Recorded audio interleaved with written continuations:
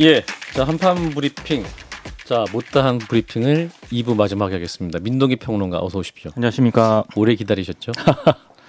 자 윤석열 대통령 얘기해 보겠습니다. 나토 일정 소화하고 있는데 연설이 곧 있을 예정이군요. 오늘 밤 한국 시간으로 오늘 밤 9시 30분쯤 한미일 정상회담이 예정이 돼 있는데요. 예. 일단 한반도 안보 문제와 더불어서 인도 태평양 지역 경제 안보 협력 방안 등이 논의가 될 것으로 보입니다. 그리고 이어서 나토 정상회의에 참석을 해서 3분가량의 연설에 나서는데 아무래도 나토 정상회의에서는 중국을 겨냥한 새 전략 개념이 채택이 될 것으로 예상이 되고 있습니다. 그리고 네덜란드와 캐나다 등 4개국 정상과의 양자회담도 계획이 되어 있고요. 예. 원전과 자원 공급망, 반도체 등 경제 문제가 주요 의제가 될 것으로 보입니다. 대통령실은 우리의 대안시장인 유럽에서 새로운 수출 주력 산업에 대한 정상 세일즈 외교의 시작이다 이렇게 설명을 하고 있고요. 그리고 오늘 윤 대통령은 김건희 여사와 함께 스페인 국왕이 주최하는 정상 환영 만찬에도 참석을 했고요. 나토 사무총장과의 면담은 나토 측의 사정으로 연기가 됐는데 30일 오후 3시에 진행하기로 일단 확정이 됐습니다. 그리고 한국과 일본, 호주, 뉴질랜드 등 아시아 태평양 4개국 정상회동도 29일 개최가 확정이 됐습니다. 예. 자 나토 참석에 대해서 중국의 견제도 있는데 일단 한미일 3국 정상회담을 앞두고요. 한중 관계 악화가 우려된다는 내용의 기사가 중국 관영 매체에 실렸습니다. 중국 관영 영자지 글로벌 타임스가 자국 전문가들을 인용을 해서요.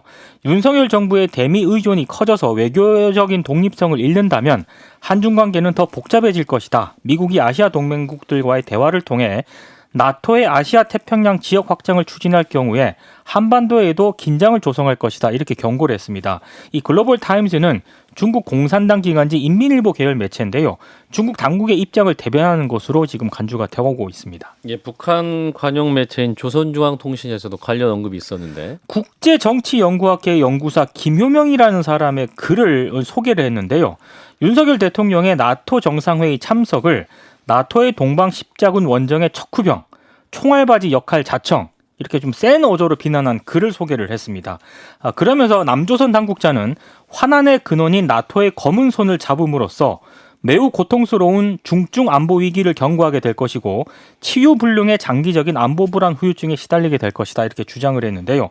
역시 조선중앙통신 역시 대표적인 관영 매체로 지금 분류가 되고 있습니다. 예, 자 윤석열 대통령이 지금 나토에서 일정을 소화하고 있는데 지금까지 평가를 좀 해보면요, 진 작가님부터.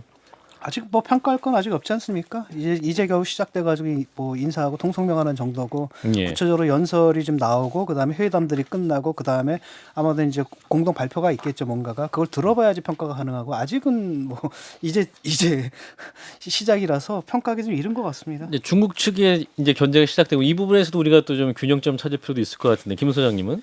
예, 일단 제가 아까 전에 한판 논평하면서 나토 사무총장 회의가 무산됐다는 점을 지적을 했는데 다시 예. 잡혔다고 하니 무척 다행스러운 일이고요. 저도 뭐 그와 관련돼서 이제 언론의 보도들을 쭉 봤었던 건데 예, 다시 잡혔다니 다행이라는 점 먼저 정정하고요. 그리고 중국이 이렇게 흥분하는 이유는 나토가 중국을 의제로 삼기로 했거든요. 다만 이제 전략적인 과제로 삼는데 이것을 적대적인 내용을 포함하자라고 주장하는 미국의 주장과 또 다른 유럽 국가들이 그렇게까지 할 거 뭐 있냐. 일단 전략적으로 좀 보자라고 해서 한 발 떨어뜨려서 보지만 어쨌거나 부정적인 뉘앙스를 포함해서 보자는 주장이 부딪히면서 이번 나토 결정문에서 이런 내용이 담기게 되는데 예. 문제는 이제 우리가 옵저버라는 거죠. 그러니까 들어가서 목소리를 낼 수는 없지 않습니까? 쳐다만 보고 있어야 되는데 저도 옵저버가 정확히 맨 마지막 순간에 정상회담에 어떤 식으로 역할을 하게 되는지 모르겠지만 이런 문제가 결정되는 상황에서 한국은 어떤 입장을 취할 것인가가 드러나게 되는데 저희가 윤석열 대통령이 그 순간 어떻게 판단하시는지 이걸 여쭤보고 싶은 게 아니라 그러니까 국민적 합의, 컨센서스가 있냐는 거죠. 외교적 문제는 이렇게 다루자라는 합의가 좀 진행되고 설득이 진행된 가운데 나토에 가셨으면 좋았을 텐데 예. 글쎄 제가 과문해서 모르는 탓인지 모르겠습니다만 어떻게 하시겠다는 것인지를 잘 이해를 못하고 있어요. 일단 우리가 사실은 미국과 중국 사이에서 일단 전략적 모호성의 입장을 취해왔지 않습니까? 이 편도 아니고 저 편도 아니고. 네.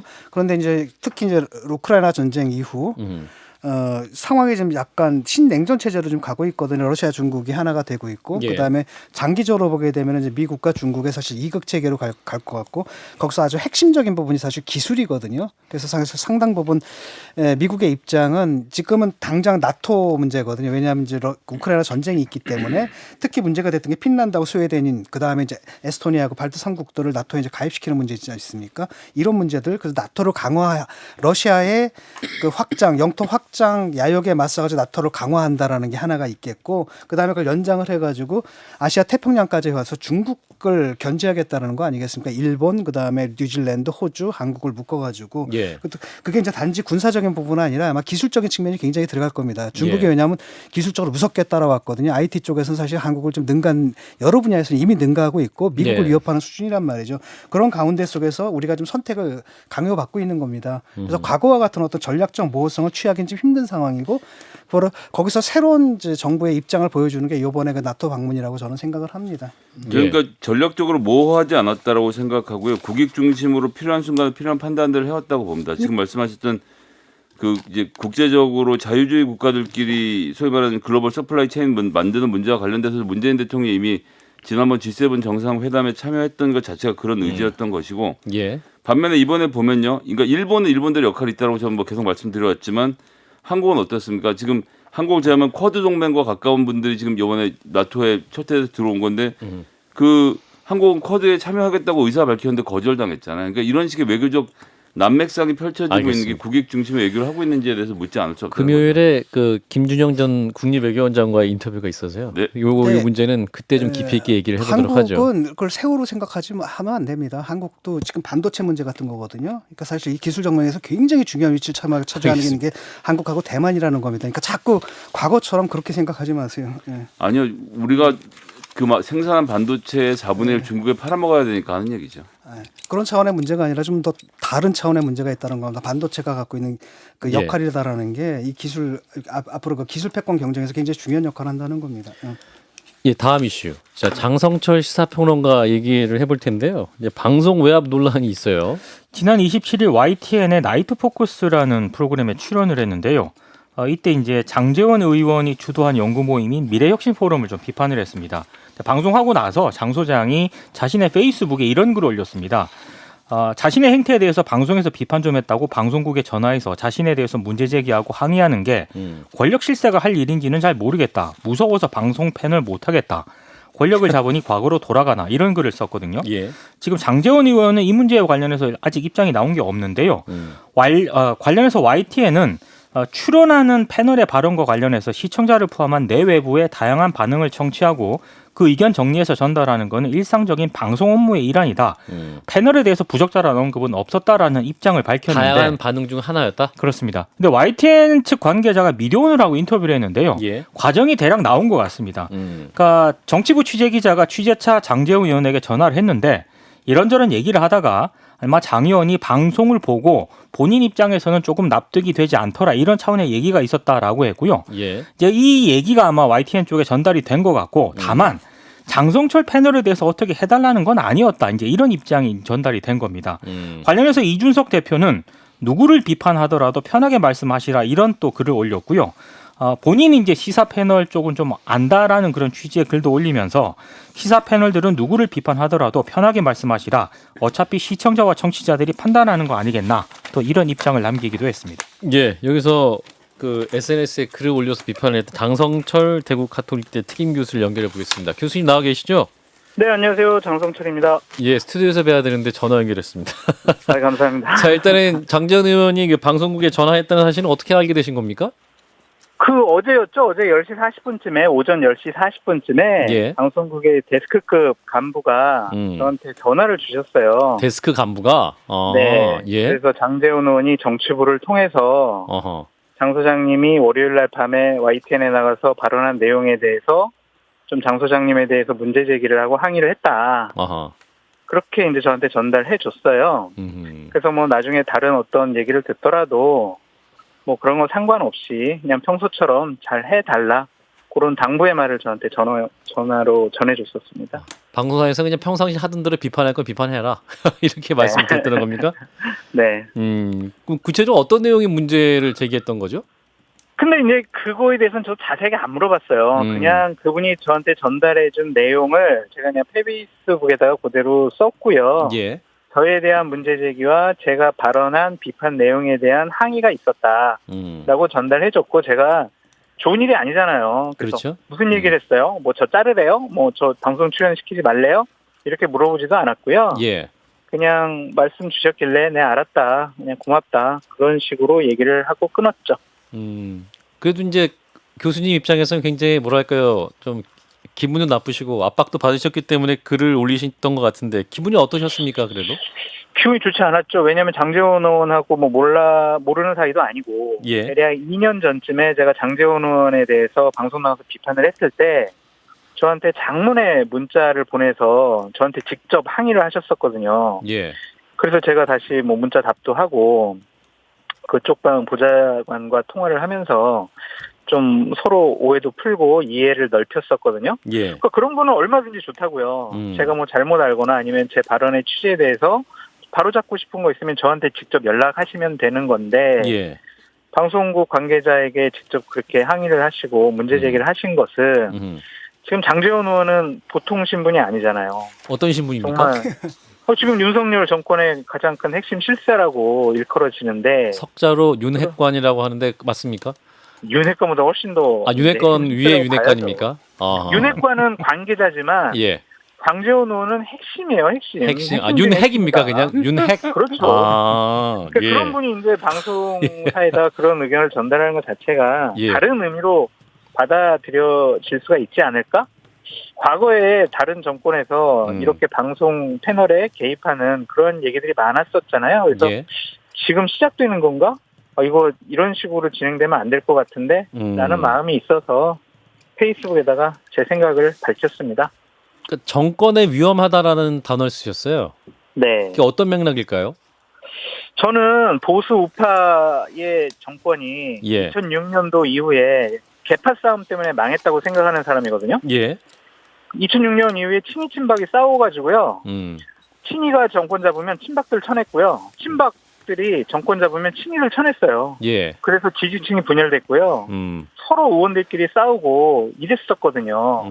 그러한 갈등과 반목으로 인해서 결국에는 보수 우파가 상당히 어려움에 처해 있었다라는 평소의 생각을 갖고 있는데 예. 어렵게 정말 윤석열이라는 외부에 큰 어떤 국민의 지지를 받는 분을 영입을 해서 정권을 다시 찾아왔잖아요. 예. 그러면은 정말 윤석열 대통령의 핵심 측근은 110명의 의원들이 다 합심을 해서 윤석열 정부의 성공을 위해서 하나된 마음으로 정말 정권을 돕기 위해서 뒷받침을 해줘야 되는 역할을 해야지. 예. 대략 뭐 한 58명 정도의 의원과 다른 개파 모임을 갖는다라는 것 자체가 예. 또 다른 갈등과 분란의 소지가 있다. 예. 자칫 잘못하면 과거의 보수 우파 정권이 망했던 알겠습니다. 그 전철을 밟을 수 있겠다라고 생각을 한 거죠. 예. 혹시 그 방송 제작진들은 그 장제원 의원의 전화를 어떤 외압으로 느꼈다 이런 것도 있었을까요?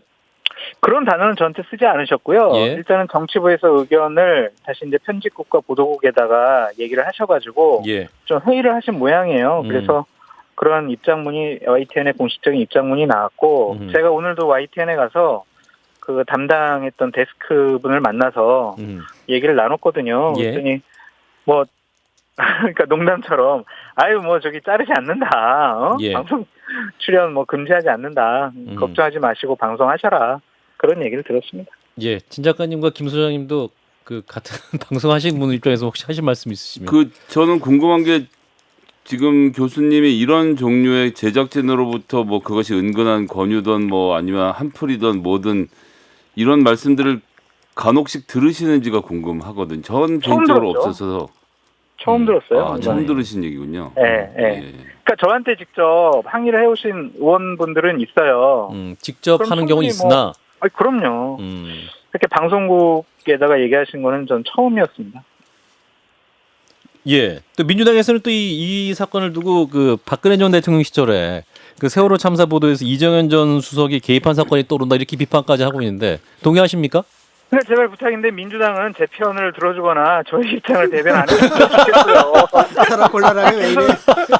김성희 소장님도 저에 대해서 옹호하거나 제 편 들어주지 않으셨으면 좋겠습니다. 관심 없습니다. 예. 알겠습니다. 예, 마지막으로 이제 장제원 의원과 소통할 수 있는 창구를 열어드리겠습니다. 마지막 하실 말씀 있으시면. 장제원 의원님은 윤석열 정권의 정말 중요한 분이세요. 네. 그래서 말 한마디 행동 하나가 정권의 운명을 좌지우지할 정도로 이제 몸집이 무척 많이 커지셨거든요. 예. 그래서 좀 윤석열 정권의 성공을 위해서 좀 뒤에서 뒷받침하시는 모습을 취하면 많은 분들이 더 박수 칠 것이다라고 말씀드립니다. 예.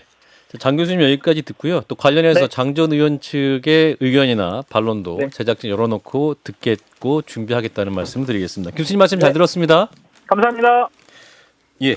자, 카톨릭대학교 장성철 특임 교수였습니다. 지금 관련 논란. 먼저 전화해서 항의한 것도 아니잖아요. 그러니까 기자가 먼저 전화를 했는데 그 과정에서 얘기가 나왔던 거고 그다음에 예. 방송 출연을 금지시켜라고 얘기를 한 적도 없고 음. 다만 이제 기자가 뭐 첩보 차원에서 이제 보고한 게 네. 이분들은 이제 격려하는 차원에서 이렇게 전달한 걸 이게 받는 사람의 입장에서는 이게 뭐야라고 해서 이제 뜨악한 이런 오해의 산물로 이런 일들이 벌어지는 게 아닌가 이런 생각이 들고요. 이 장지원 이분은 그러니까 뭐 아까도 얘기했듯이 이렇게 전화를 좀 자주 하는 것 같아요. 저한테도 한번 전화를 했었더라고요. 근데 직접. 근데 문제는 뭐냐면 제가 못 받습니다. 한 달이나 지난 후에 우연히 하다 보니까 전화 한번 했었더라고요. 뭘 항의하려고 전화하셨는지 모르겠지만 알겠습니다. 예, 직접 항의하시는 게 좋죠. 하실 말씀 직접 전화하시라. 진 작가님에게도 김 소장님도. 저도 이제 요번 정부 들어서 하여튼 있었던 어떤 모인사가 저한테 전화를 하셔서 예. 30분 동안 장문의 설명을 한번 하신 적이 있었는데 예. 전 사실 듣고 납득해서 그다음부터는 그 비판을 잘 피해가서 했는데 예. 의외로 얘기를 들으면 저희들은 또 잘 수용해서 거짓말하고 싶지는 않거든요. 그렇죠. 예, 직접 의견을 주시지 CBS에서 전화해서 예. 이게 합쳐봐야 저 PD들이 저희들한테 얘기를 안 전해줍니다. 그러니까 불신이 깊어요. 그냥 이렇게 얘기 나온 김에 아니, 불신이 걔는 아니라- 왜 그래라고 하면서 이제 막 그게 아닌데라고 이제 얘기를 했던 게 이게 전달돼가지고 이런 해프닝이 벌어진 것 같아요. 아니 PD님들에 대한 불신이 아니라 PD님들이 그런 외압을 받더라도 저한테 전달을 안 할 거란 믿음이 있다는 얘기죠. 알겠습니다. 거꾸로 말씀을. 옛날에 정말 있었지. 옛날에 근데 예. 자, 하나만 더 듣고 마무리하죠. 자, 10년을 끈 론스타와 이 정부와의 소송, 이제 종지부가 거의 찍힐 예정이라고 하는데. 일단 대한민국 정부와의 소송 결과가 이르면 이제 석 달 뒤에 나오는데요. 예. 론스타가 우리 정부를 상대로 제기한 국제투자 분쟁 사건의 중재 판정부가 한국 시각 기준으로 오늘 절차 종료를 선언을 했습니다. 예. 이 절차 종료 선언은 중재 절차가 완료됐다는 의미인데 선언 뒤에 120일 이내에 판정이 선고가 되거든요. 예. 만약에 특별한 사유가 있으면 180일 이내에 판정이 나오게 됩니다. 근데 이제 론스타 다들 아시겠지만 우리 그 정부 금융위원회가 정당한 사유 없이 외환은행 매각 승인을 지연하는 자의적이고 차별적인 조치를 했다. 그리고 국세청이 자의적이고 모순적인 과세를 했다는 취지로 우리 정부를 상대로 46억 7,950만 달러를 청구를 했습니다. 예. 여기에 이제 우리 정부가 제출 서면을 통해서 국제법규와 조약에 따른 내외 국민 동등 대우 원칙에 기초해서 차별 없이 공정 공평하게 대우했다고 반박을 했는데요. 이 소송 결과가 이제 드디어 이제 나오게 될 것 같습니다. 예, 그렇군요. 자, 론스타와 관련한 대응을 놓고도 이제 정부가 미숙했다는 비판도 있는데 관련 논평 짧게 듣고 마무리하죠. 진 작가님부터. 어떻게 될지는 모르겠습니다. 이게 굉장히 또 좀 불리할 수도 있거든요. 왜냐하면 이게 먹튀를 우리가 못 막은 거 아닙니까? 그 부랴부랴 하려다가 어떤 조치를 취한 건데 그 이제 그들이 볼 때는 이제 문제가 되게 돼서 소송을 건 거죠. 근데 이 재판이 또 우리가 하는 재판이 아니고 이러니까 어떤 결과가 나올지 좀 불안하네요. 네, 김 소장님. 예, 국무총리 한덕수 총리하고 추경호 이 기재부 장관이 이 문제에 연관이 되어 있다는 의혹 뭐 여러 가지가 있었는데 뭐 이제 결과가 나온다고 하니까 그런 부분들이 좀 잘 정리돼서 국민들에게 자세하게 설명하는 절차가 좀 필요할 것 같습니다. 예, 자 오늘은 2부 후반부에 뵙습니다. 자, 함께해 주신 분 민동기 평론가였습니다. 고맙습니다. 고맙습니다. 좋아요? 구독. 알림 설정.